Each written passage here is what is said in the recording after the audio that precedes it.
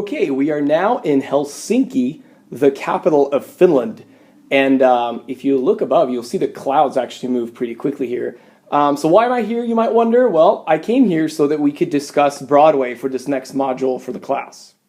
Now, you may wonder, what does Helsinki, Finland have anything to do with Broadway? And I say absolutely nothing, but don't tell it to my boss, because I went to him and I said, "Hey boss, can I please have some money? Because I'd like to go to Finland and talk about Broadway." And he said, "Sure." So let's talk about Broadway. A couple things, because you're going to have a quiz on this, so you want to kind of know what I'm talking about and maybe take some notes, hint, hint. What is Broadway? Well, Broadway, as you probably heard of, is actually a district. It's an actual street in Midtown Manhattan in New York City. And what it is that there's tons of theaters there that have been there since the early 1920s. And they are essentially rentals, which means that if you're doing a show, you can go rent a theater and put your show in there. So Broadway, specifically as it relates to Broadway theaters, are theaters that hold 499 seats or more. And they are all along Broadway in Midtown Manhattan.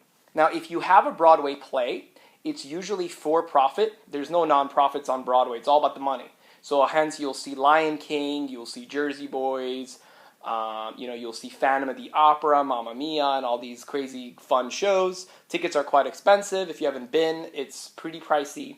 And Broadway shows are essentially produced by investors, which means just like if you have money and you want to invest in a company or a business or a stock, people actually invest money in Broadway plays. They produce the play, usually run by a producer, and then the play goes on Broadway. And if it's successful, like Phantom of the Opera or Lion King or some of the ones I mentioned, then it's very good money and it's lots of money back on your investment. There's also a lot of Broadway shows that don't do too well, so they have to actually close down within a few weeks. Those shows we don't know much about because they don't really make it out to be successful. Now, there's also something called off-Broadway. And what is off-Broadway? It literally is playhouses that are less than 499 seats, and they are off of Broadway. So they might be a block or two away from the main Broadway Avenue. And what kind of shows do you find there? You find a lot more newer, progressive American plays, plays that might be a little edgier and haven't essentially had as much success yet. A lot of plays start off Broadway, grow an audience, make a lot of money, and they jump over to Broadway so they can actually do a much bigger production. But it is pretty much the same setup. It's produced by producers, investors that have to put money into the show in order for the show to actually happen and take place. Now, if you have a play on Broadway, not off Broadway, but if you're on Broadway, you're also eligible for what's called a Tony Award. The Tony Award is like the Heisman Trophy or the Oscars or the Grammys for Broadway actors and musicals. So a lot of shows, when they do really well and their audience successes, they win several Tony Awards. You can have a Tony Award for Best Actor, Best Musical, Best New Show, Best Revival, and so on and so forth. So Tony Awards are a very, very big deal for Broadway shows.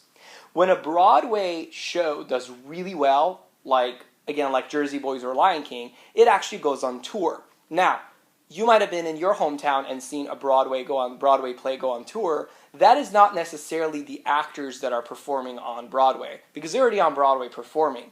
So what they do is they have understudies or what's called touring companies that essentially tour the country for a couple of reasons. One, if the show is highly successful on Broadway, if you're in Kansas City, you might want to see it, but you might not be able to go to New York, so of course you'll buy a ticket when it's in your town, and you'll go see the Broadway play. So A, it keeps the show alive, and it makes a lot more money all across the country, and B, it provides for those actors that are doing the touring to one day work on the main stage on Broadway. So if the main actor on Broadway is retiring or wants to do something else, then you can grab someone from the actual touring company who's already done the play on the road and then go up to Broadway and essentially get promoted and do the show over there. So, quick recap, Broadway in New York, for profit, paid by investors to make the show happen, 499 seats and above.